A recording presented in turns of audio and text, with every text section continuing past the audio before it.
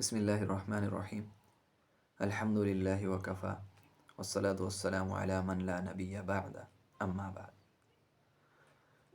دوستو، ایک سوال اکثر پوچھا جاتا ہے کہ وسیلہ جائز ہے یا ناجائز ہے؟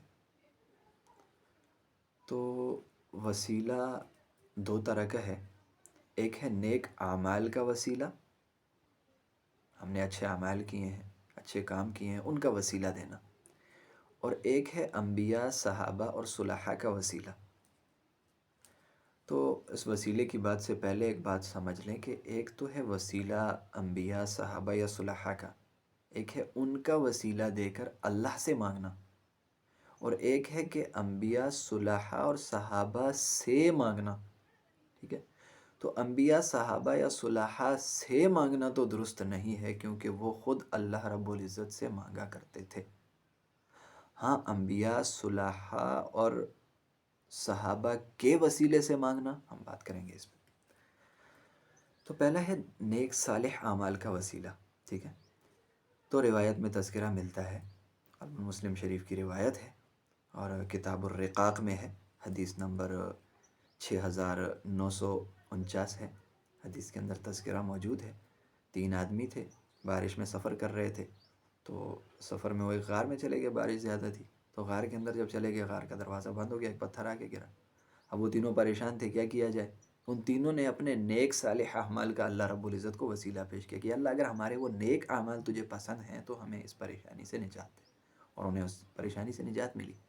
تو نیک اعمال کا وسیلہ پیش کرنا اللہ رب العزت کو، اور اس کے ذریعے سے اللہ سے مدد مانگنا درست ہے۔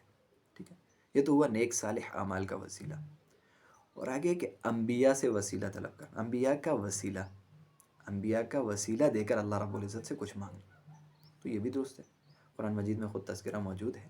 تو بنی قریظہ اور بنی نذیر، یہ 2 قبیلے تھے، تو اللہ رب العزت سے رسول اللہ صلی اللہ علیہ وآلہ وسلم کے آنے سے پہلے ان کا وسیلہ دے کر اللہ رب العزت سے فتح طلب کیا کرتے تھے کفار پر۔ تو یہ بھی درست ہے کہ انبیاء کے نام کا اللہ کو وسیلہ دینا، انبیاء کا وسیلہ دے کے اللہ سے کچھ مانگنا کہ اللہ یہ پریشانی دور فرما، یہ بھی درست ہے۔ آگے صحابہ کا یا صلحاء کا وسیلہ، تو یہ بھی درست ہے۔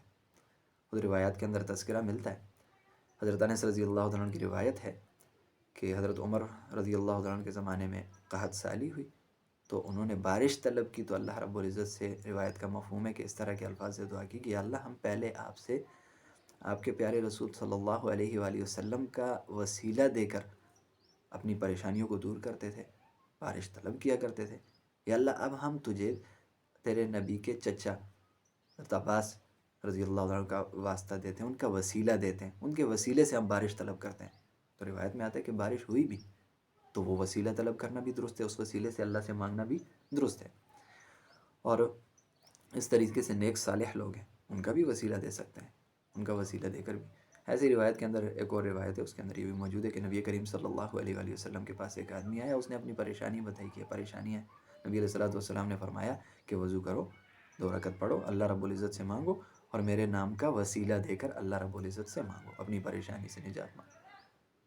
تو روایات میں ان چیزوں کا تذکرہ موجود ہے۔ تو بات کا حاصل یہ ہے کہ نیک اعمال کا وسیلہ، اور ایسے ہی انبیاء، صلحاء یا صحابہ کا وسیلہ دے کر تو اللہ رب العزت سے مانگنا درست ہے، لیکن براہ راست نیک لوگوں سے یا انبیاء سے یا صلحاء یا صحابہ سے مانگنا یہ درست نہیں۔